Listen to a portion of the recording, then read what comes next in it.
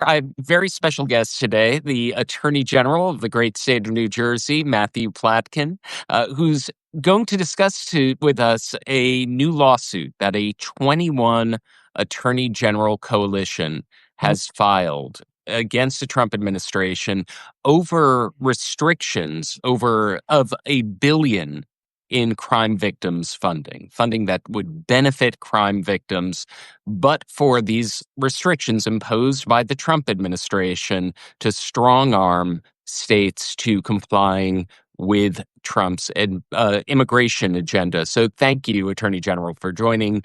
Tell me a little bit about the lawsuit. I gave the broad strokes, but you filed it yesterday in a coalition of 21 attorneys general. Tell me about what you filed.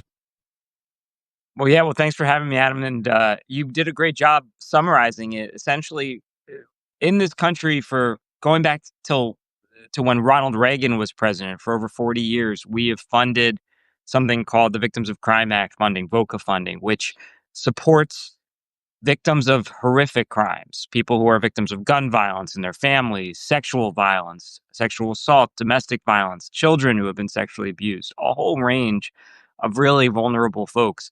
And the funds essentially do two things. It compensates them for their tremendous harms. It helps them get assistance back on their feet. And importantly, it helps people interact with the criminal justice system so that they can seek justice. And for 40 years, this has been maybe the least controversial thing the federal government has done. There's been no political bickering over it. It had broad bipartisan support. And it had never been weaponized in any way until now, when the federal government, President Trump, Attorney General Bondi, without any warning, said, unless you agree to unlawful conditions that we're placing on these grants unrelated to the purpose of the programs in order to coerce states to comply with their immigration policies, then all of your victims funding, support funding will be revoked.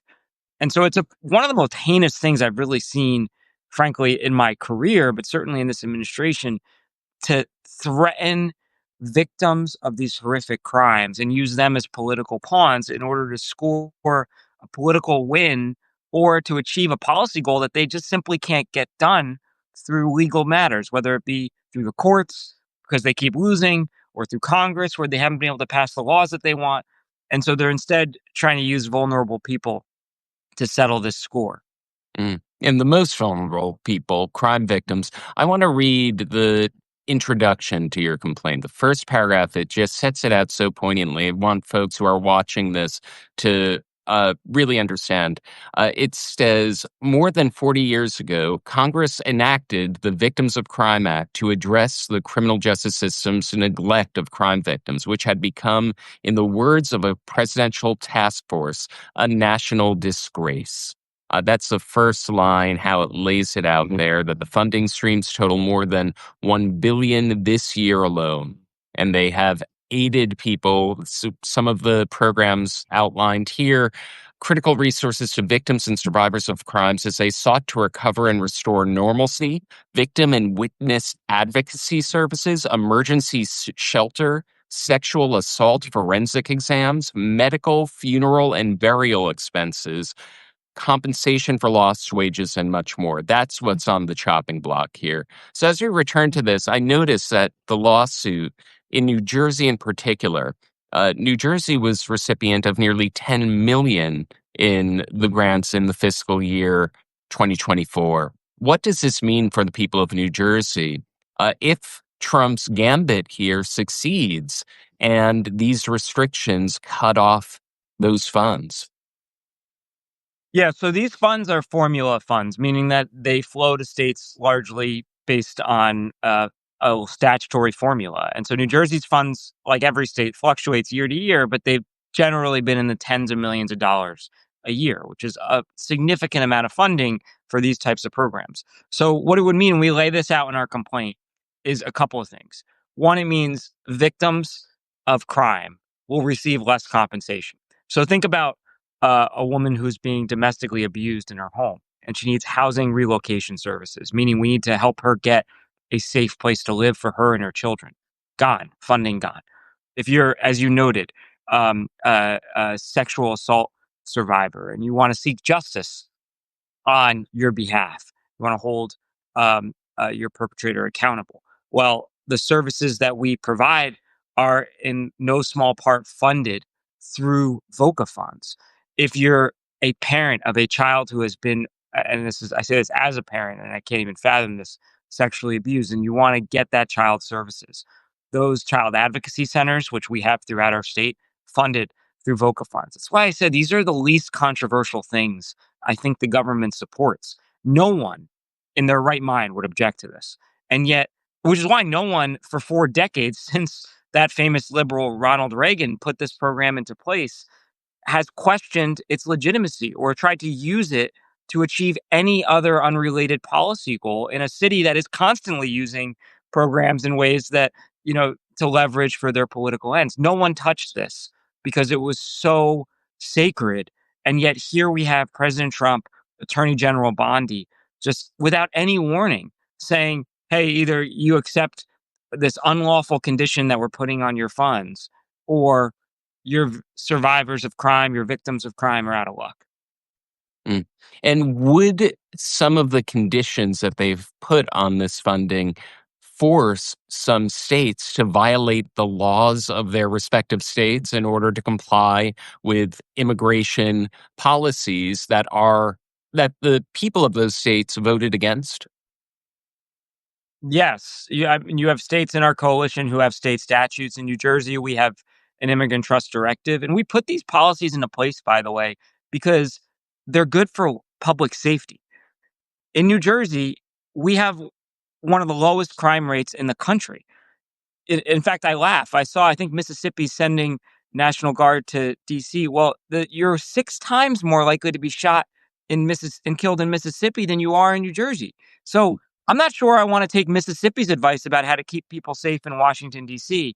And we know what we're doing here, and courts have consistently upheld our policies. The federal government has tried in the first Trump administration and in this Trump administration to sue states that have these policies. They've lost because, frankly, the law says very clearly we can do what we have done. In our case, it was upheld by a panel of judges that included an appointee by President Trump. These are not controversial legally. They're widely supported by law enforcement on the ground. And so, because they haven't won the fight in Congress, because they can't win the fight in courts. Instead, they're resorting to these illegal strong arm tactics, and they've done it in a number of ways. And we've sued over all of them. They've threatened our transportation funding. Think about if you rely on trains or roads to get to work. They've threatened that funding. They've threatened people's healthcare funding. They've threatened your school funding. And now they're threatening victims funding that goes to victims of crime, all in an effort to force states who are doing what courts and the Constitution say are well within their rights. They're following the advice of law enforcement. And they're saying, no, you have to bend the knee to this administration. And if you don't, we're going to punish people. We're going to punish vulnerable people who desperately need these services. I think it's unconscionable. And they're punishing the vulnerable people for the decisions of the people in the state to support the policies of their choosing. Correct. And I mentioned at the outset that this is part of a 21 state coalition. I've actually spoken to your colleague and co-plaintiff from the state of California, Rob Bonta, in the past. How many of these coalitions? I see these coalitions fighting back quite often. Can you give any kind of sense of scale of how often you're challenging the Trump administration's agenda? Well, look, I view it as doing my job. So this is the 33rd state, 33rd case New Jersey has either joined or led. And look, I'm the chief law enforcement officer in my state. I'm the person responsible for keeping the 9.5 million people in the state safe, including your folks. And we take that responsibility seriously. Look, I sued the Biden administration. I've publicly disagreed with the Biden administration. I've sued some of the largest companies in the world. I've taken on powerful people in my own party here in New Jersey. And so I don't make exceptions to that rule. Anybody who breaks the law and hurts the residents of New Jersey, my job is to stand up to them and to protect the people here. In these 33 cases, unfortunately, the person and the administration breaking the law is the president of the United States and his administration. And we've had to sue over things that, candidly, I never thought we'd have to do.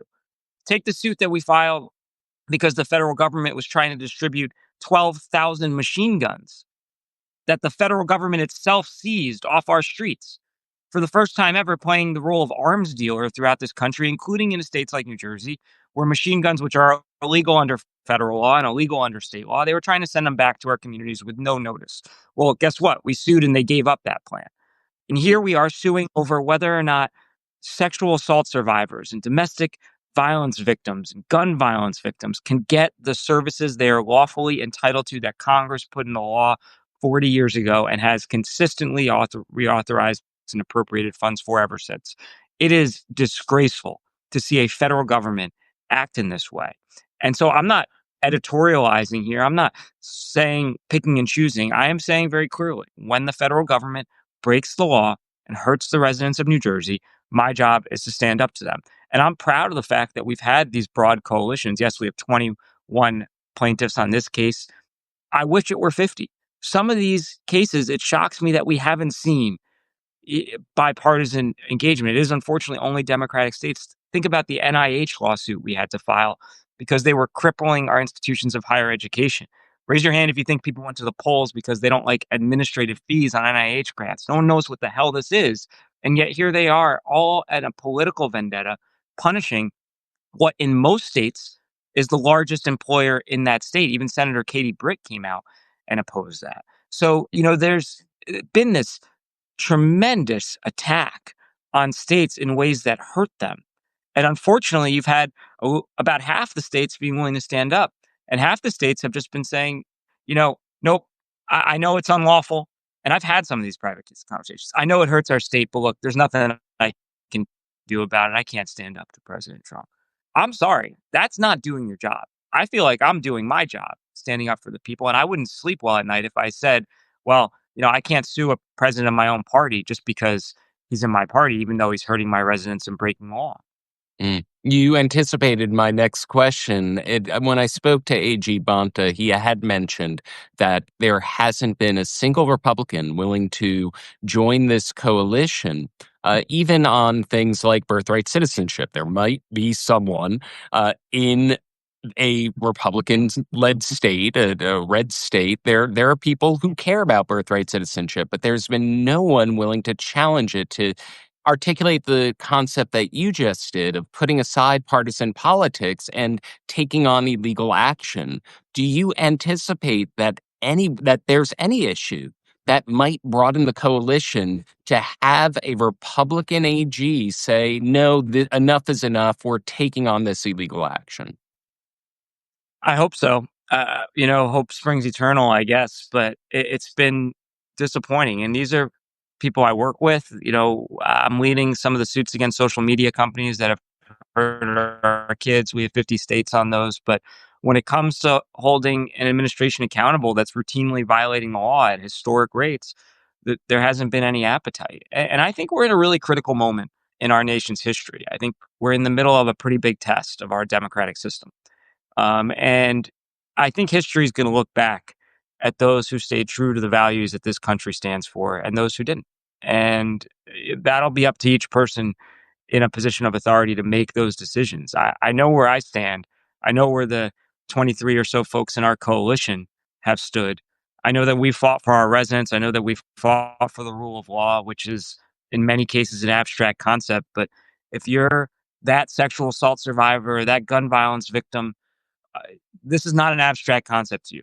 The rule of law means that you get the services Congress passed and put into law and a president signed into law, regardless of what the whims of a president. He doesn't get to just change the law because he woke up one morning and wants to punish one state or another.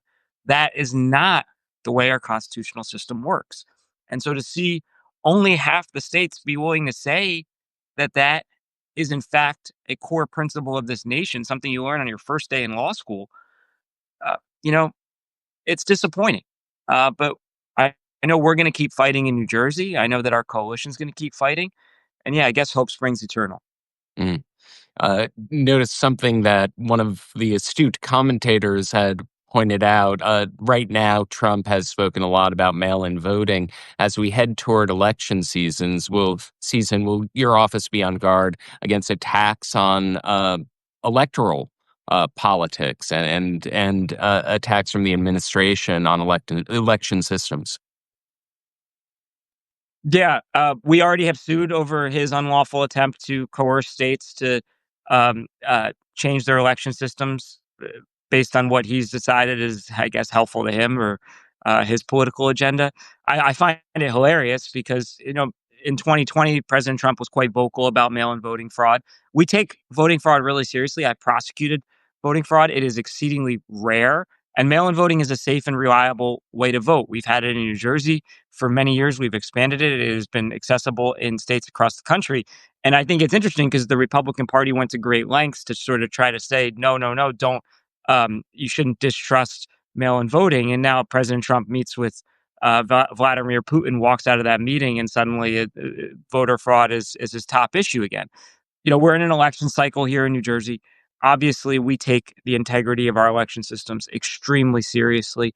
We have had and have always taken free and fair elections as a core responsibility of our office, and we will continue to do so. The president doesn't have the authority to tell states that they have to shut down uh, um, vote by mail or whatever he thinks he's going to do. We've sued him before. We've won. If he intrudes on our elections authority again, we'll do so again. But we know what this is about. This is not about ensuring that our elections run smoothly. This is about securing political advantages that he sees for himself or his allies. We've seen that time and time again over the past decade. Mm. Yeah, I want to delve more into the topic of politicization that you noted a little bit earlier. And when I think about it, and something that happened in the state of New Jersey, you were outspoken about this. The charging of Congresswoman LaMonica MacGyver.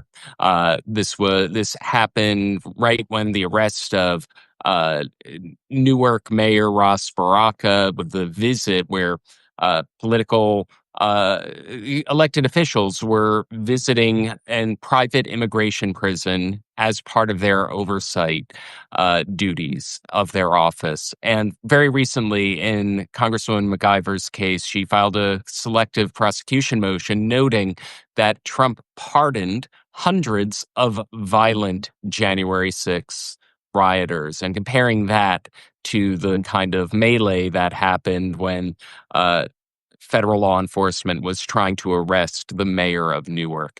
Can you comment on what moved you to respond to that when that happened, and what's happening at the federal level in the District of New Jersey? Pardoned 1,500 J6 rioters, including people who Right. assaulted, and resulted in the death of at least one police officer who was born and raised in New Jersey, Officer Brian Sicknick. His family still lives here. So let's not forget that was the first day in office, and it has been a trend, including through yesterday's lawsuit on victims of crime for what I think is the most anti-law enforcement, anti-public safety administration we've seen, notwithstanding all of the rhetoric about law and order. And it goes to the point you just raised. Our law enforcement system, our prosecution agencies have to function free from political interference because when they lose that credibility in the eyes of the public, they cannot do their core job of keeping folks safe. And I was just reading this morning the story that came out where the body cam footage of the arrest of Mayor Baraka shows that it was ordered by the Deputy Attorney General, the number two ranking official in the entire justice system. If true, ordering the arrest of a public official at a site that he was not present at by law enforcement agents who were multiple layers removed from his immediate supervisory control. Something I could not even fathom contemplating, let alone doing in my Mm. job. When you The- arrest anyone, let alone a public official, and I've said this publicly, you have to have clear evidence of criminal conduct and intent. You don't do it to score political points. You don't do as Ed Martin just did to Attorney General Tish James, showing up at her house in a trench coat, making a spectacle out of it, smearing people in order to score political points. That is not the hallmark of a democratic system. That is the hallmark of a banana republic, of countries like Russia, which I guess the president wants to emulate, but it is not the hallmark of the United States of America that I know, or the Department of Justice that has been around for 150 years for a reason. And I'm very concerned about the impact on public safety when you divert all these resources away from core law enforcement purposes of tracking and taking down drug cartels or violent crime gangs or terrorist rings, and putting them on nonsense for score political points in a charade. Or you have hundreds of agents apparently reviewing the Epstein files only to make them disappear at the end of the day. This is what our federal law enforcement agents are being forced to do by an administration that is hell bent on using them to further their political agenda rather than ensure public safety. You had mentioned the deputy attorney general ordered it, as in Todd Blanche. That's what the reports are saying today, that the body cam footage, which I admit I have not reviewed, but the public reports and the filings, if true, say that the officer arresting him said, uh, this is, uh, even though the mayor left the vicinity, I've been directed to do it by the deputy attorney general. Now, Incredible. Who is Trump's former lawyer? Not to let that point escape notice. So, one other thing that is happening on the federal level in New Jersey that may eventually become a concern for local law enforcement is the fundamental legitimacy of the top federal prosecutor of the District of New Jersey, Alina Habba. A federal judge is going to rule very soon on whether she was inappropriately installed in that office despite not being confirmed by the Senate and being rejected by the judges of her district. Has that been a concern for local law enforcement, that if there is a ruling that she is not appropriately in that office and it compromises some of the cases that she brought, will some of these cases need to be handled at the local level? Is it a topic of discussion? Are DAs talking about this?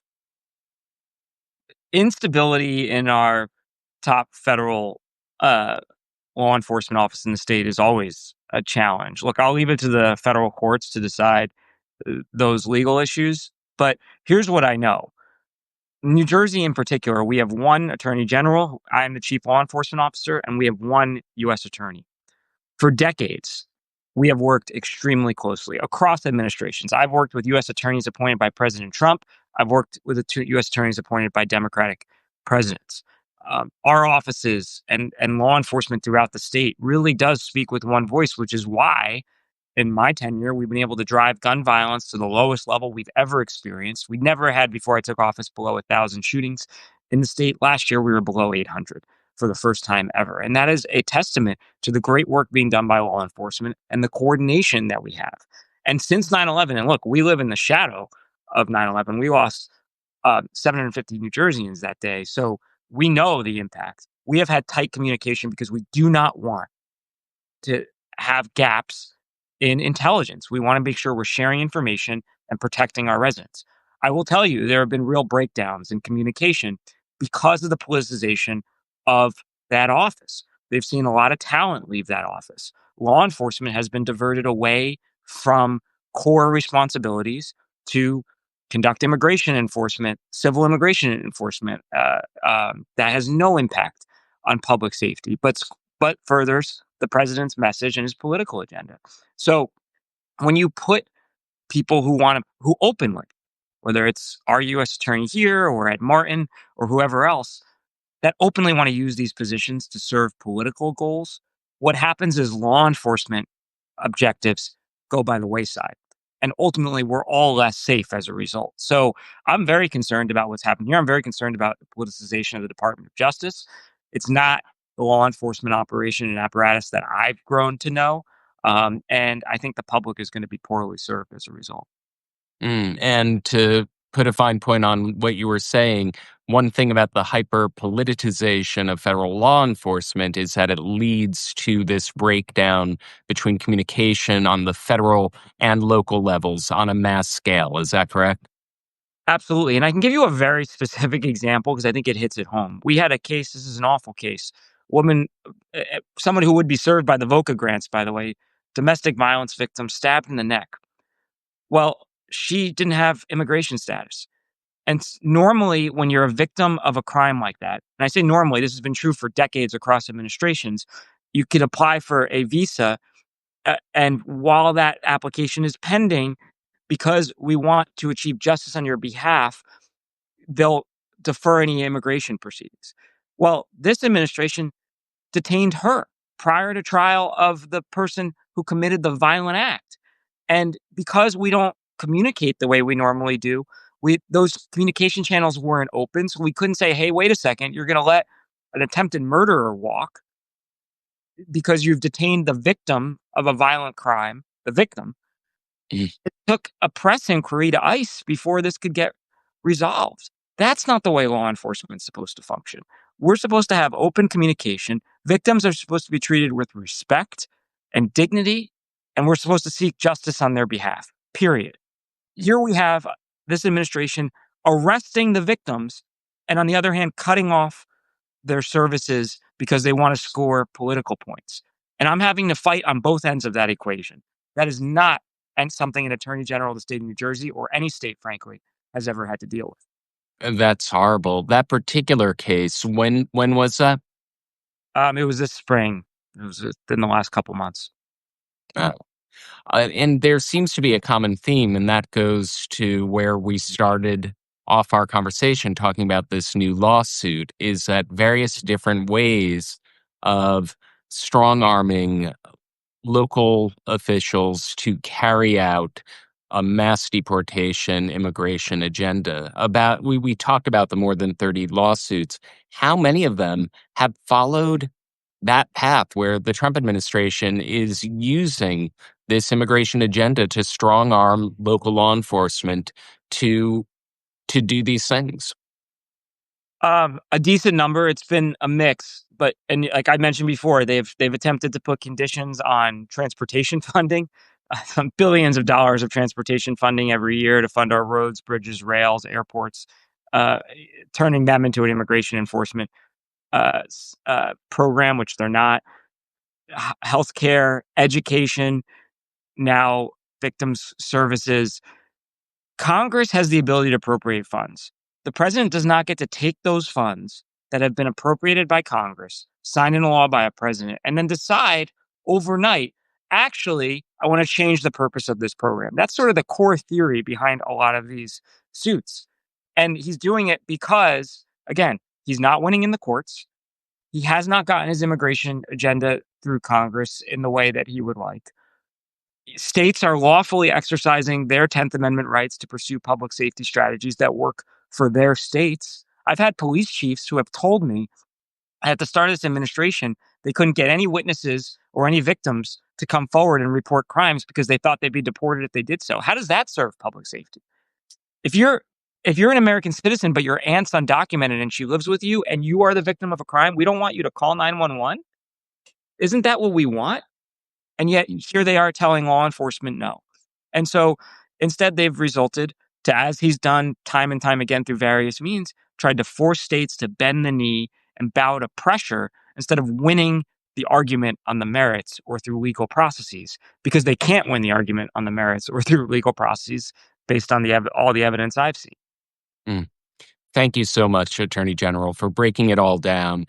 Folks who are coming in late in the conversation, don't worry, we're going to publish the entire conversation on All Rise News. You can subscribe now, watch the entire thing a little bit later. Thank you so much, Attorney General. I hope that we discuss issues like these again soon, and all the work that you're doing in New Jersey. Happy to come back. Great to be with you, Adam. Thank you so much for having me. Thank you. Bye bye.